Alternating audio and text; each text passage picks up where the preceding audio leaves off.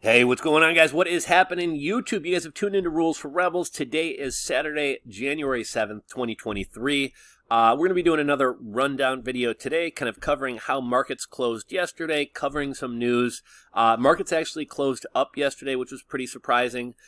We got some job numbers. We're hearing about some more layoffs. Apparently Huboi is going to be laying off 20% of staff.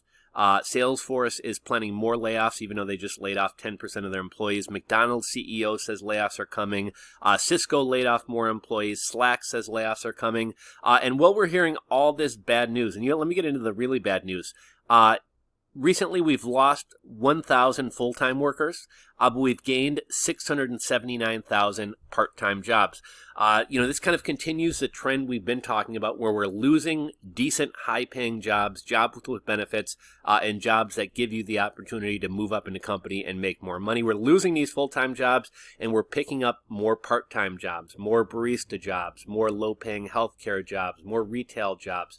All the while, we're losing manufacturing jobs and full-paying jobs that actually pay decent and allow people to support a family. We also know that people are taking on second and third jobs. And while we're hearing about all this bad news, we have an article from the Observer yesterday.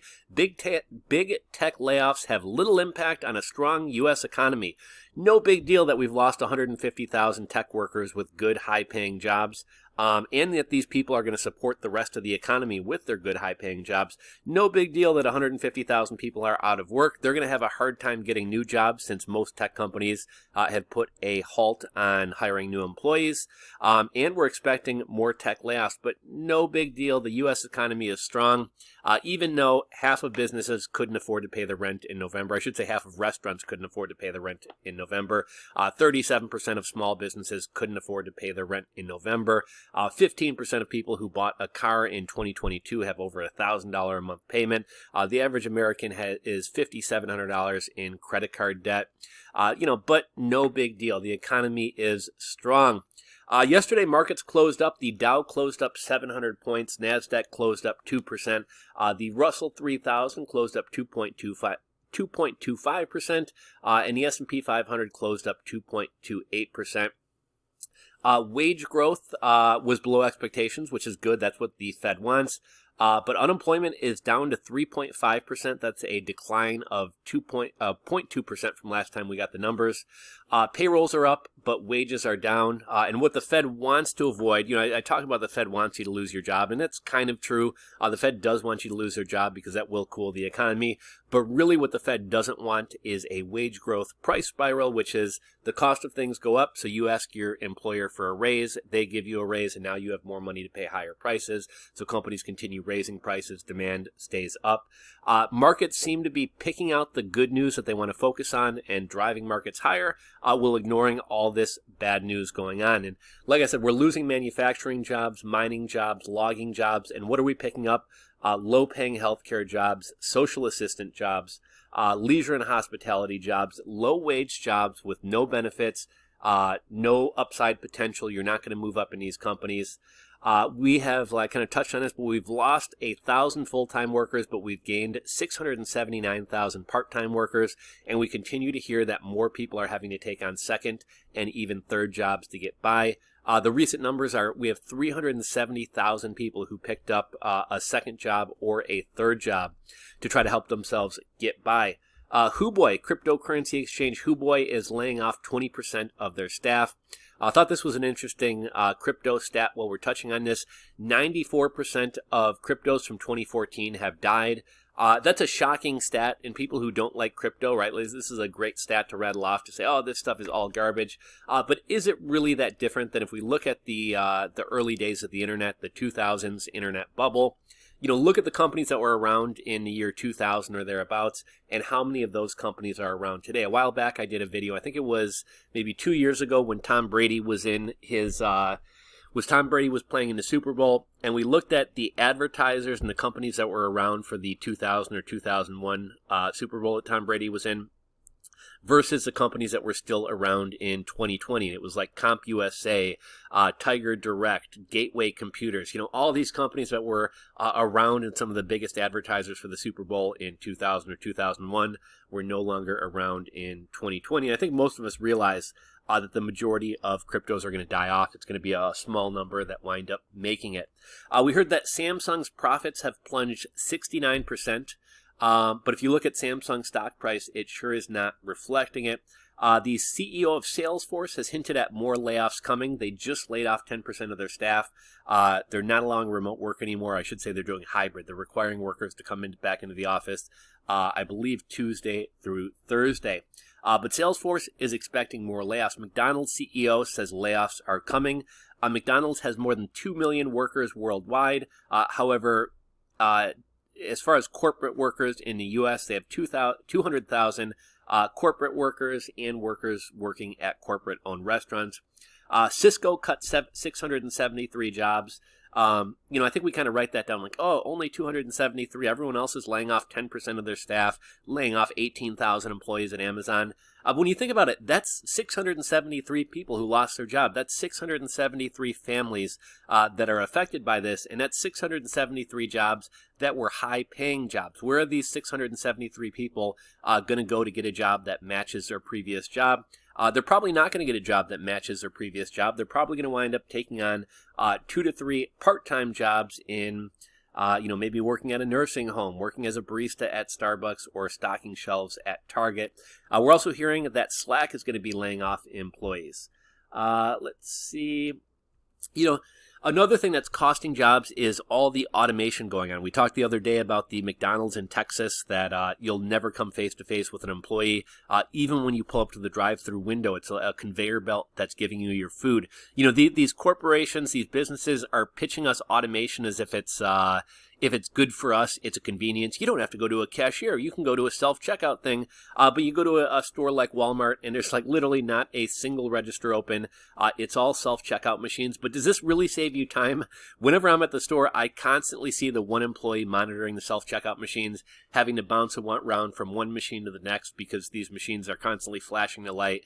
They stop scanning. The employee has to come type in a code. I talked about on New Year's Eve, I was at a CVS. They had 3 or 4 self-checkout machines and one person ringing people up. We were all waiting in line to be rung up by a human because the human who was supposed to be ringing us up was constantly over at the 3 or 4 self-checkout machines, typing in codes and getting those machines to work because they were glitching out. Real estate, we talked about this the other day. 30% of real estate agents will quit in this job market, and apparently in the city of Las Vegas, we have 30 agents quitting every single day. Will there be a housing crash? We talk a lot about a housing crash. I know a lot of people are hoping for a housing crash. Honestly, I don't know what's going to happen. I do think things can't continue at the pace they've been continuing at. I don't think you have buyers with these high interest rates and at these high prices. Interest rates right now, if you look historically at interest rates, aren't that terrible, but home prices were never at the levels that they're at today. Home starts are down. Builders aren't building. We're hearing that nationwide, 37% of deals are falling through, and in some specific markets, 50% of deals are falling through. We talked about this. Buyers and sellers are at a stalemate. Sellers don't want to sell at low prices. Buyers don't want to buy at these high prices and with these high interest rates. Who's going to crack first? It'll be interesting to watch. But one thing you do have to kind of keep in mind, new homes aren't being built. A lot of people who are thinking about buying wind up canceling their deals. If prices start coming down and/or if rates start coming down, are we going to have this huge backlog of buyers? We hear about all the millennials and Gen Zers who want to buy a home but have been priced out. As soon as rates or prices or both wind up coming down, are we going to have a flood of people coming in to buy homes? And is that going to create, these bidding wars and things that we saw before? And will we not really see prices fall? Will there not be a housing crash? 9 signs that we're about to reach a tipping point for this economic collapse that a lot of us have been waiting for. Number 1, manufacturing is declining at rates that we haven't seen since the height of the beginning of the Mexican beer cough. Number 2, U.S. services PMI has now fallen for 6 months in a row. Number 3, 2022 U.S. automakers were the lowest that we've seen for a full year in more than a decade.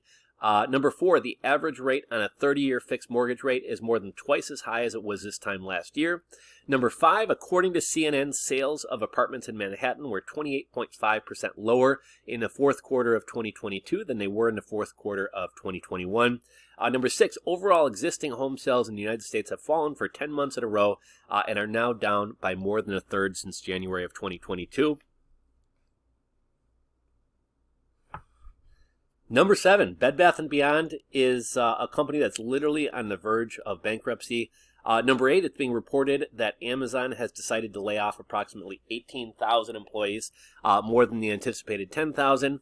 They're also expecting more layoffs later in 2023. And lastly, number 9, overall, the tech industry has already laid off more than 150,000 workers since last year. A study found that in 2022, the IRS went after the poorest Americans. So it's not surprising why Joe Biden tried to push through this law that was going to make payments companies and sales platforms 1099 anyone who made over $600. I shouldn't even say made $600, had $600 go through their accounts. If you had $600 go through your account and you make a, say, 10% profit margin, you're obviously making much less than $600. You're making $60. Why is the IRS spending their limited resources going after poor people who, even if they succeed and wind up getting money out of them, they're getting very little money? The system, the IRS, they don't want to go after billionaires. They don't want to go after the elites. They want to go after the little guy.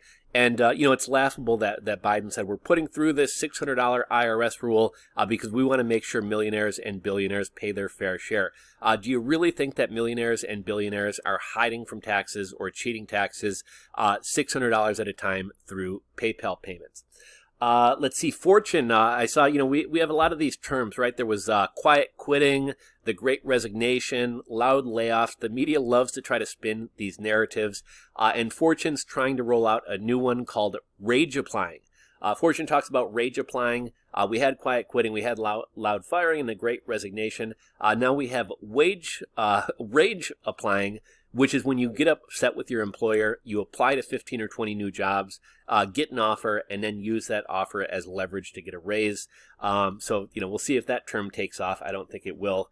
Sam Bankman-Fried is asking for his $450 million in Robinhood share money to pay for his legal defense. Hope he won't get it because this is money that he stole from Americans. I shouldn't even say Americans, stole from people worldwide. And then this one's almost not even worth mentioning, but I've been seeing a lot of articles. I've talked about how I kind of see this thing where people have this like nostalgia for the 90s and early 2000s.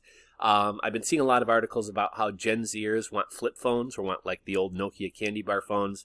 We see these kind of trends a lot. A couple years ago, Polaroid cameras made a comeback. I was buying a lot of Polaroid cameras at flea markets and estate sales and reselling them on eBay and Amazon. Made some decent money. I forget the movie, but there was some movie that came out a couple years ago where all the kids had Walkmans. I don't know if it was like Perks of Being a Wallflower or something like that. But all of a sudden, the sales of Walkmans picked up.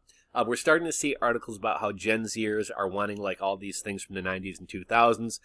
Two notable things like old school phones, flip phones, and candy bar phones, as well as like 20-year-old 3.5 millimeter digital cameras. So that's all the news I got for you guys today. If you guys enjoyed the video, give it a thumbs up. If you're not subscribed to the channel, click that subscribe button down below and ring the bell. If you haven't checked out my video I made earlier today about ChatGPT and using it for Amazon merch, check it out. I think you'll find it interesting whether you're an Amazon merch seller or not. And as always, would love to hear you guys' thoughts, comments, and opinions, so drop a comment down below. Thanks for watching, and I'll catch you guys on the next video.